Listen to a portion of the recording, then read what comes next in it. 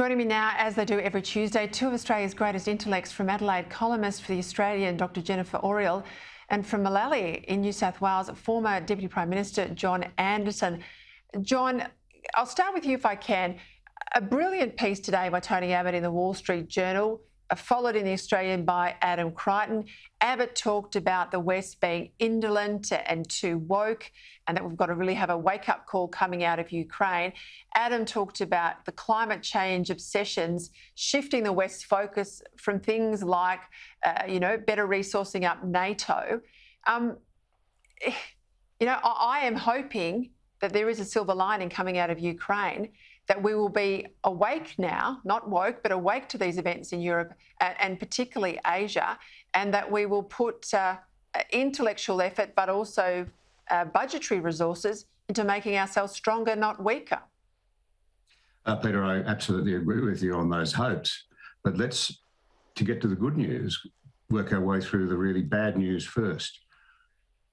Wokery splatters on the first impact with a steel turret of an aggressor's tank. Let's be realistic about that. We've now got a psychopathic killer in the form of a national leader, Putin, who will stop at nothing, sacrifice millions of lives to save his own. The likely outcome is that despite the bravery of the Ukrainians, and we should all be inspired by that, a sovereign nation will be destroyed. We will have a new Cold War, and the leader of the free world's presidency teeters on the edge. His credibility may be shot at a time when we need leadership.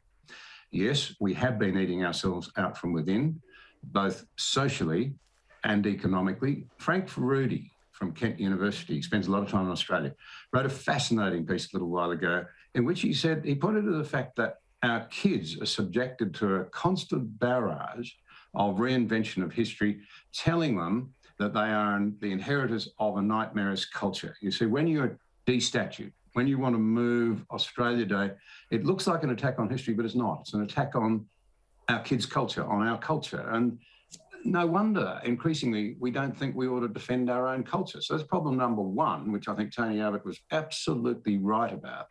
And Adam Crichton is plainly right. We have weakened ourselves economically. And if you take energy, Obama and Trump oversaw a massive expansion of gas and oil reserves in America, so that America became self-sufficient, then started exporting. The price of fuel collapsed so much, the Middle East tried to ruin the business model by overproduction to break the American model. Biden comes to power, does a whole lot of extraordinary things in the name of climate change.